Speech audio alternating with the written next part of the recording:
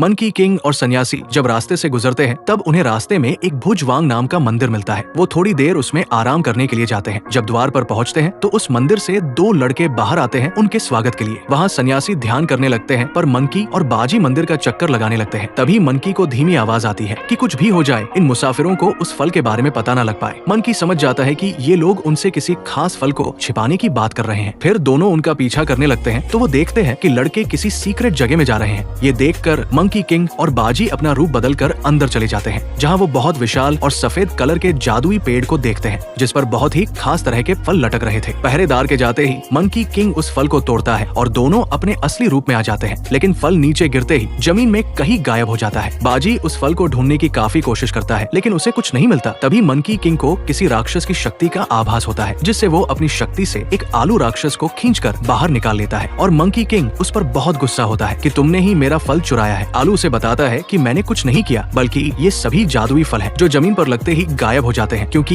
ये फल 10,000 वर्षों में सिर्फ एक बार उगते हैं। यदि तुम इन फल को खा लो तो तुम 50,000 सालों तक तुम जीवित रह सकते हो। ये सुनते ही मंकी किंग उस फल को खाने के लिए बहुत उत्सुक हो जाता है और वो उस आलू की पूरी बात सुने बगैर ही उस फल को तोड़ने के लिए चला जाता है। मंकी किंग उस पेड़ से 3 फल तोड़ लेता है और वो तीनों दोस्त मिलकर एक एक फल खा लेते हैं, लेकिन तभी उस मंदिर के केयरटेकर उनकी बातें सुन लेते हैं। नेक्स्ट पार्ट के लिए लाइक करें, हम समझ जाएंगे।